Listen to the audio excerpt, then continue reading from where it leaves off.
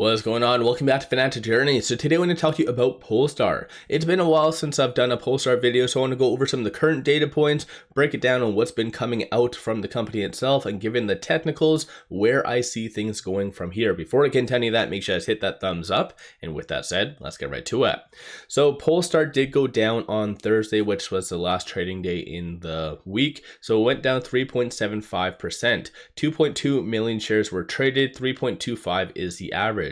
So on Thursday, that was also the last trading day in the quarter, so Q1. You did see an increase across the board as institutions did rebalance a lot of their portfolios. But oddly enough, in Polestar's case, you didn't really see that increase in volume. Similarly, these are some of the transactions that did occur on the secondary market above $100,000, which once again does signal that big money is just not giving two craps about Polestar. And this is very unfortunate. I brought this up in the past because it is just mind-boggling to me, but looking at the PS ratio, currently is 1.1. The future is 0.8. So right now, the market does not give two craps about Polestar, and that is just the unfortunate truth. And I'm not really sure, clearly it has some linkage to just 𝗖𝗢𝗡𝗘𝗖𝗧 ultimately, but technically at the same time I cover Lucid quite a lot under this channel, and Polestar is kind of the second cousin essentially under the PIF umbrella. So potentially I do see some consolidation happening maybe in the foreseeable future, because Polestar either is going to get taken out, it's going to be taken private or something, because right now the market cap of 3.29 billion is just going to continue to diminish based on the technicals as well, because without some institutional backing, you're not going to have that strong level of support that you do typically see with Tesla, for instance. So yes, I really do like Polestar. This is why I still cover it, because they do, and they've really stepped up their game on a technological front. But aside from that though, just nobody seems to care one bit about it, other than shorts. Shorts somewhat have been getting involved. Of course, today with it Friday, it's skewing the numbers, so it did reset a lot of this, but 10.19% of the free float is being shorted. That works out to be 25.12 million shares overall are being shorted, and utilization is 98.55%.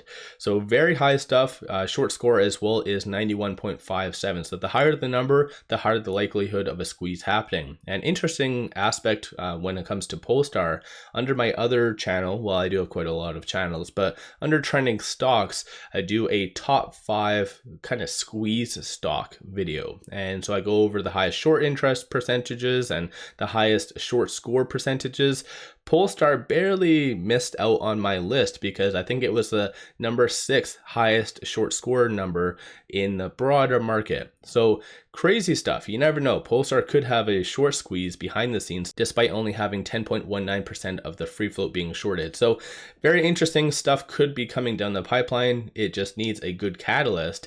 And so the latest news that did come out was this. Actually, I'll quickly go over here. So this is all the recent PRs, so nothing really crazy to write home about, in my opinion. As far as SEC filings, same goes for that, so it has been relatively quiet. But quickly going back over here, so Polestar does recall 1,867 Polestar 4's EVs, and that's in China due to brake system software issue. So yes, this is something to be kind of aware of. Is it a reason to sell Polestar? No, in my opinion, of course.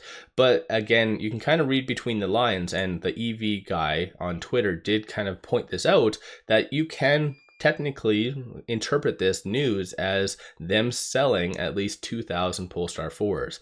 So yes, it's kind of a bad news, good news kind of scenario. So obviously you guys do your own due diligence at the end of the day. But no matter what, I think this is a good thing. When it comes to Polestar's upcoming earnings, I do feel that China is going to be a lagging aspect on the earnings, because you did recently see last week, or within the last 2 weeks, Li Auto and also NIO cut their Q1 expectations.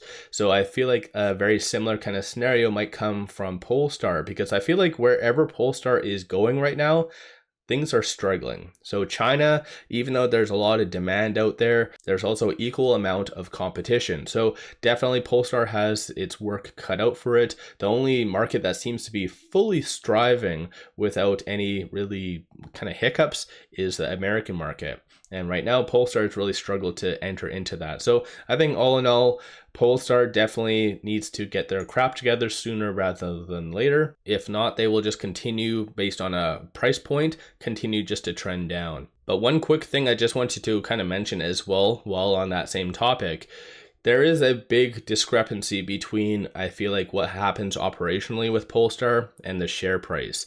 So of course, they don't necessarily need to always correlate until they need to dilute. And I think Polestar, that's one thing that has really affected Polestar even more, is Polestar's need for money. So they do typically go to the open market. And recently, I think they just announced as well another 1 billion external funding.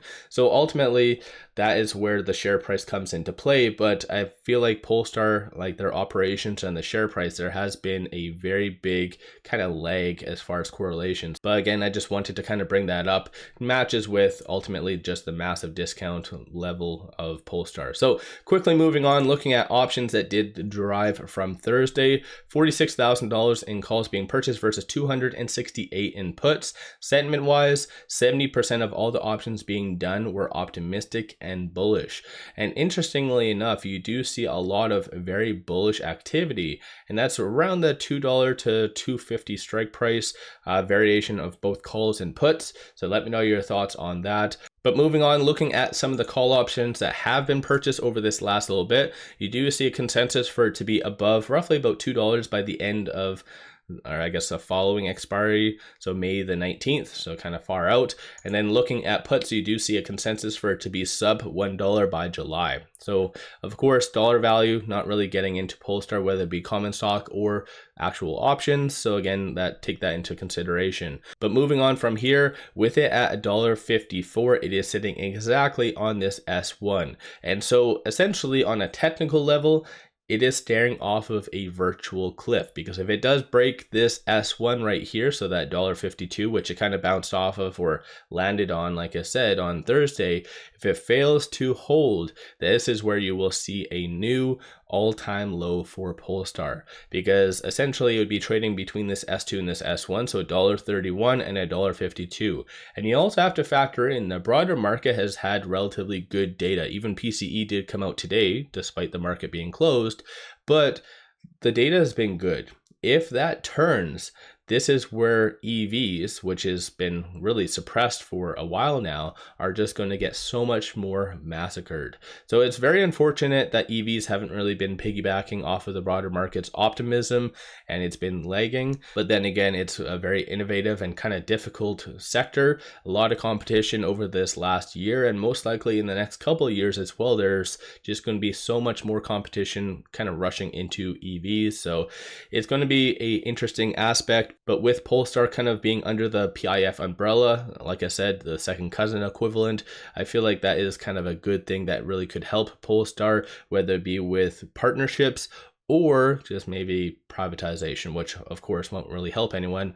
But still, let me know your thoughts. So with that said, I'll give you a quick overview. So it is lower percentile of the Bollinger Band. It has been at least trying to fight. So on Thursday, it did attempt to transition from the lower to the higher percentile of the Bollinger Band. But like I said, without that institutional backing, it's not really going to cut it. So the consolidation is still occurring. One point to watch for going into next week, though, is $1.49. So kind of similar to where we are at right now, because if it does fail to really hold, this is where the technicals will just full on break down.